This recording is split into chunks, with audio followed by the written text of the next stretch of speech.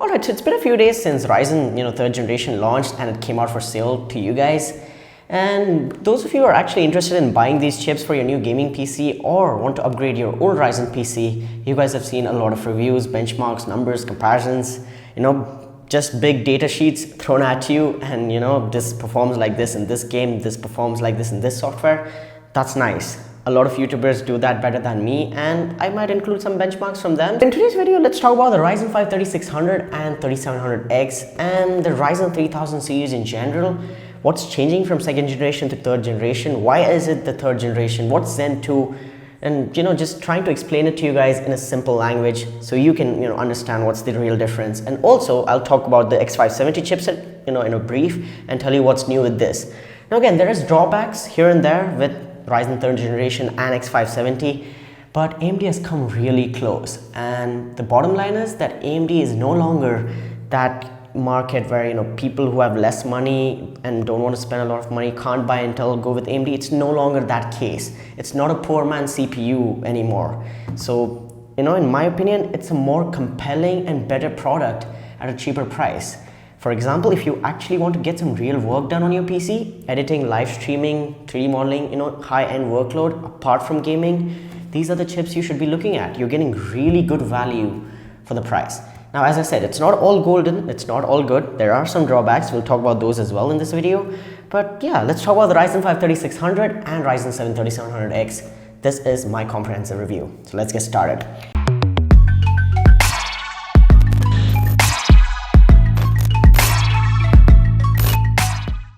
Now let's get some backstory in. What is Ryzen first generation, second generation, third generation? So Ryzen first generation was based on Zen 1, so the Zen architecture, which was on 14 nanometers FinFET technology. So that is a die size. Zen 2 is 7 nanometers. Between that was the second generation of Ryzen CPUs. Those are based on Zen Plus architecture. So that was 12 nanometers FinFET technology, and again, a smaller die. It has some power efficiency and stuff. But Ryzen's second generation was not that great. It didn't really live up to the hype.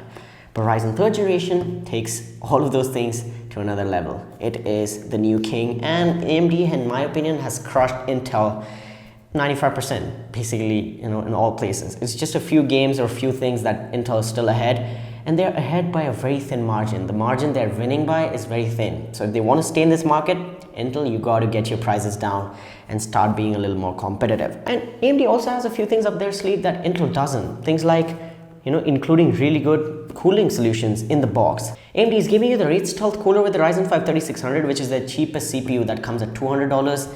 They're giving you a Wraith Prism RGB, which is a really good cooler in my opinion. You can get some decent overclocking done on this one for free. They're including it with their Ryzen 7 3700X. It's their high-end CPU, whereas Intel doesn't include one with their i5 9600K. Now, let's talk about what's changing with Ryzen 3rd generation. So this is based on Zen 2, 7 nanometer FinFET technology. The things that are changing here, one big thing is going to be game cache. Now, AMD is calling it game cache, but basically what they're doing is, increasing the amount of level 3 cache. So the processor has faster and more data to access, and that does increase performance. And also Ryzen 3rd generation natively supports 3200 megahertz RAM out of the box. So it's no longer picky about RAM. You can just put in anything that you want. And due to game cache, now AMD has faster and more cores. So the Ryzen 5 3600, for example, has 6 cores, 12 threads, clocked at 3.6 on the base and 4.2 on the boost. Ryzen 7 3700X, again, 8 cores, 16 threads, 3.6 on the base, 4.4 on the max.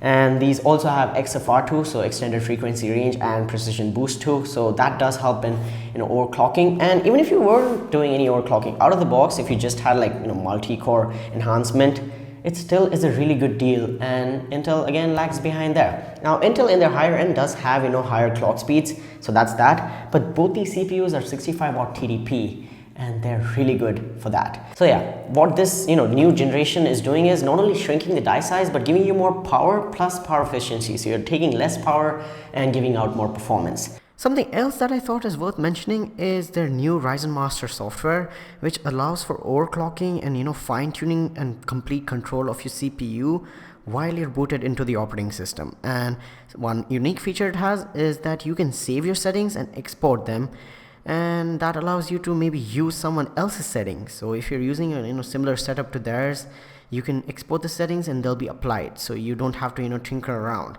And a practical use case for this will be where you have a lot of systems with the same kind of specifications, maybe in a media production house or some sort of gaming cafe or something like that, where you don't have to go ahead and do overclocking on individual PCs, whereas you can just save your settings and export them to all the other PCs. Now let's bring in the X570 chipset for a while in this video. So this is the Aorus X570 Master. Now this is going to be like one of the top of the line motherboards in the X570 lineup. Now what's new with X570? X570 brings a lot of things. It's as big as Ryzen 3rd generation. So X570 adds support for PCI Express Gen 4.0. So the interface that you connect all your add-ons to, so your graphics cards, your NVMe drives, any sort of add-on you put into your motherboard, that's going to be faster. PCI Gen 4.0 is a big deal. It's going to double things in terms of performance. So you can have faster storage, faster graphics, and faster anything that you want to add on. So future graphics cards will support PCI Gen 4.0, and that's there on this one. And as I said, you also have 3200 megahertz RAM out of the box. Overclocking has improved. There's also 11 watt operating TDP. Now one drawback with X570 is that it's taking a lot of power. The cooling is bad right now, so the onboard fans, they're very small and they're not able to do a good job.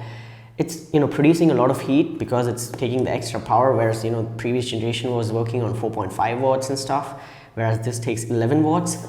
So that kind of affects the performance of the PC, or maybe it does in a very significant way. So if you were to pop in one of these chips in a X470 chipset, that would do better. That would give you more power efficiency compared to the X570 chipsets. But it's not all bad as well. So I told you the drawback, and a few more things that will improve with X570 is that you'll have more ports, things like USB 3.1 Gen 2, you'll have more, and again, better ports, as well as it's just a new chipset, you're getting better things. So SLI, Crossfire, and things like that will also improve. So that was X570 for you guys. So yeah, we covered that. Now let's come back to the Ryzen 5 and Ryzen 7. In my opinion, the Ryzen 5 3600 is going to be the best value CPU in the Ryzen 3rd generation. So it starts at $200. This Ryzen 7 3700X is going to be $329. This is going to beat any of the i3s and i5s available in the market, and kind of head to head, or maybe a little inferior compared to the 9600K, but that doesn't come with a inbox cooler, so why bother to buy that? And yeah, in my opinion, this is giving you 7 nanometers, so it's giving you your entry into that new architecture Zen 2 for only $200. Add in maybe a 16 series GPU and you have a really good PC in your hand. So sufficient memory and a good GPU, and you can do work as well as play games. Now one thing I'd like to make clear is that Ryzen 3rd generation is not a gaming king, but overall it's a very balanced package and does beat Intel in a few games and just crushes them in productivity or multi-threaded workloads.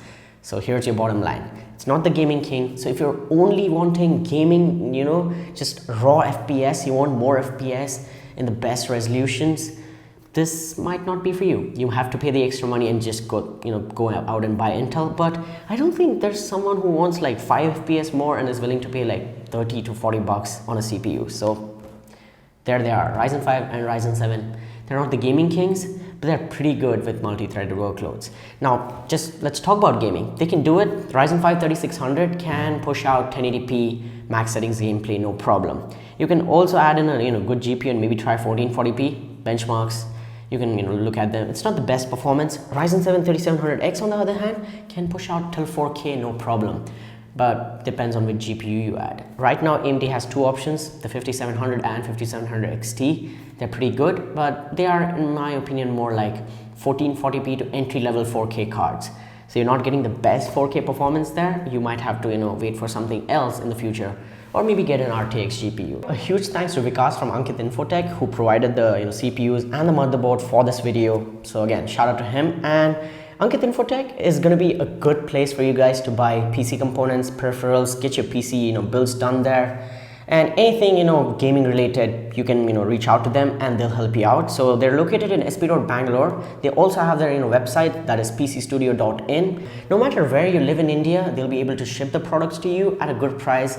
and with good service. So the experience in their store, if you're building a PC there, is going to be good. And the pricing for Ryzen 5 3600 in the shop is going to be 14,500 plus GST. Ryzen 7 3700X will retail for 24,500 plus GST, and the Aorus Master for 26,000 plus GST. Again, pretty competitive pricing, pretty good pricing, and you're also getting free assembly, and all the warranty and assurance is also there. So that being said, let's get to the review now. And that's about it for this video, guys.